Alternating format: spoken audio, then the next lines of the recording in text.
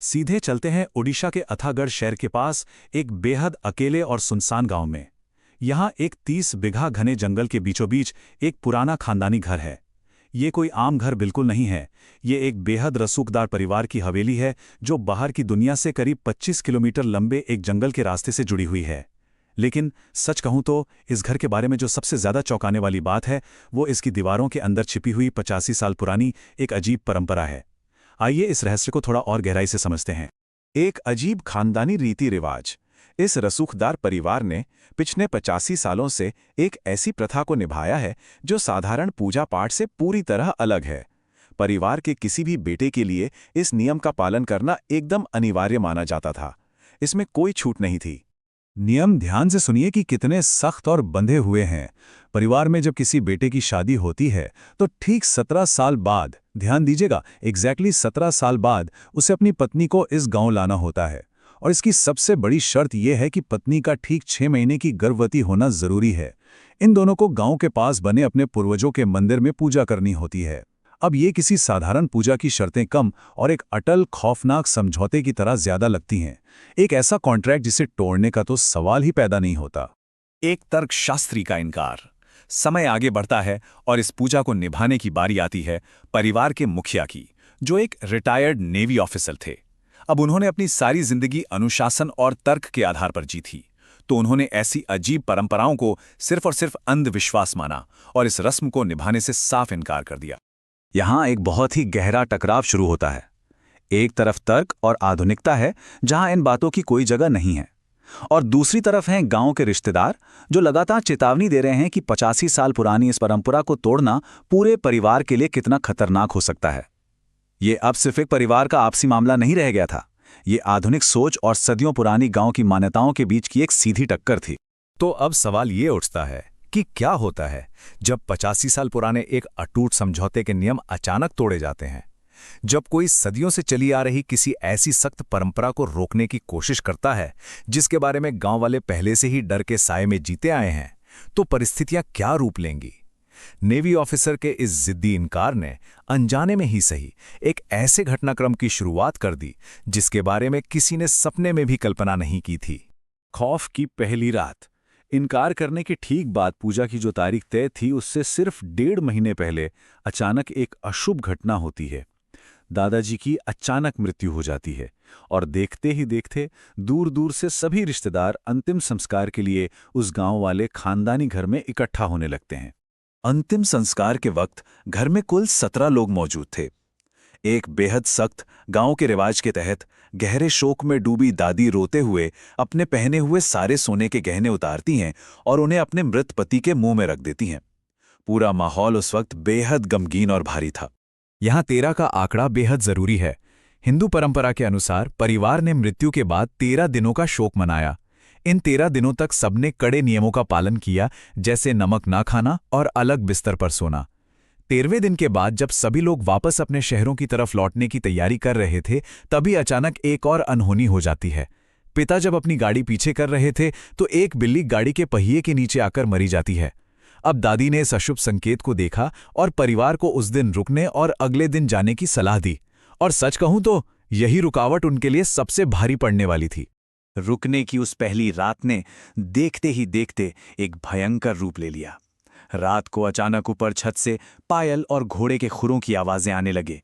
फिर मुख्य दरवाजे पर जोर जोर से खटखटाने की आवाज आई। जब दरवाजा खोला गया तो बाहर कोई नहीं था, लेकिन चौखट पर दादी की वही सोने की बाली पड़ी थी जो उन्होंने दादाजी के मुंह में रखी थी। आखिर छत का दरवाजा किसने खोला? ये सवाल इसलिए उठता है क्योंकि ठीक उसी वक्त मृतक की बहू को महसूस हुआ कि किसी ने छत का दरवाजा खोला, उसके कमरे में आया और उसको उसके नाम शांति से पुकारा। श्राप का बढ़ना। रात के इन अजीब और डरावने अनुभवों ने सुबह होते होते एक जानलेवा रूप ले लिया।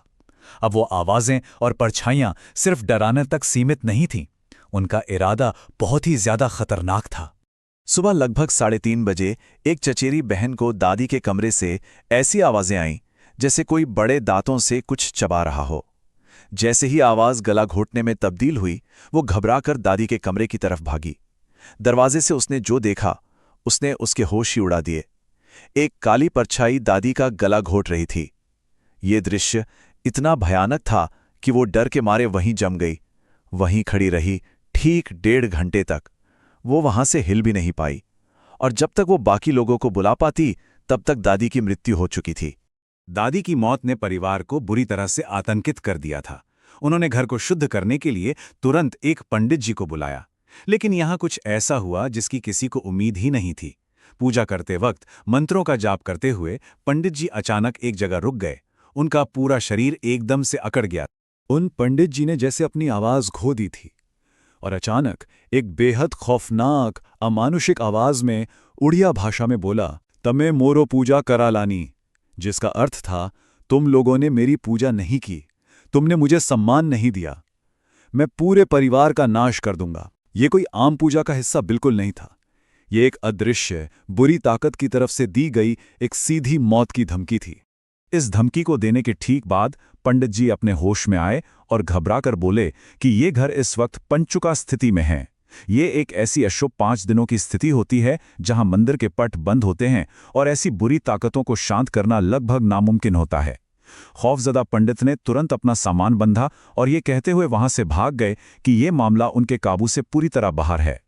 डर का माहौल उस वक्त और ज्यादा बढ़ गया जब भाइयों के बीच बहस हुई और पिताजी गुस्से में घर से बाहर चले गए।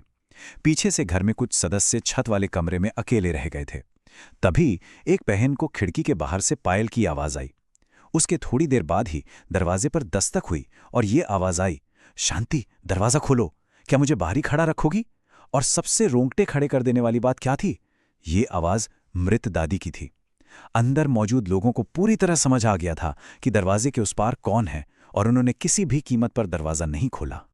ये सब दुखों का पहाड़ कोई मामूली इत्तेफाक तो बिल्कुल नहीं था। ये तबाही का एक तेज सिलसिला था जिसमें एक डोमिनो इफेक्ट की तरह सब कुछ गिरता चला गया। एक इनकार ने पूरे परिवार को मौत के मुंह में धकेल दिया था। पहले दादाजी की मौत, फिर परछाई द्वारा दादी की हत्या, उसके बाद जंगल में कार दुर्घटना, और आखिर में मृत दादी की आवाज आने के ठीक 15 मिनट बाद पिता का पास की नदी में डूबना। एक के बाद एक सब कुछ तबाह हो गया। ब्रह्मा राक्षस का समझौता। पिताजी की मौत ने परिवार को पूरी तरह से तोड़कर रख दिया था। अब किसी को कुछ समझ नहीं आ रहा था, तो उन्होंने एक बेहद पहुंचे हुए शक्तिशाली तांत्रिक और पंडित को बुलाया, और उसने उस 85 साल पुरानी परंपरा के सारे खौफनाक राज एक एक करके खोल दिए। पंडित ने उन्हें समझाया कि ये घर किसी साधारण आत्मा का शिकार नहीं है। आज से 85 साल पहले पूर्वजों की पीढ़ी ने दरअसल एक ब्रह्मा राक्षसा को अपने परिवार का मुखिया नियुक्त किया था। ब्रह्मा राक्षसा एक बेहद खतरनाक और ताकतवर डार्क एंटिटी होती है। पूर्वजों ने इस एंटिटी के साथ एक समझौता किया था जिसमें तय हुआ था कि परिवार की बेशुमार दौलत, जमीन और रसूख के बदले में उन्हें हर 17 साल में इसकी पूजा करनी होगी और एक भयानक शर्त पूरी करनी होगी। जो रीति रिवाज 85 सालों से एक साधारण परंपरा लग रहा था ना, वो दरअसल एक खौल और अजीब समझौता था। और वो सबसे सख्त नियम याद है कि पत्नी 6 महीने की गर्भवती होनी चाहिए। उसका एक बहुत ही खौफनाक सच था।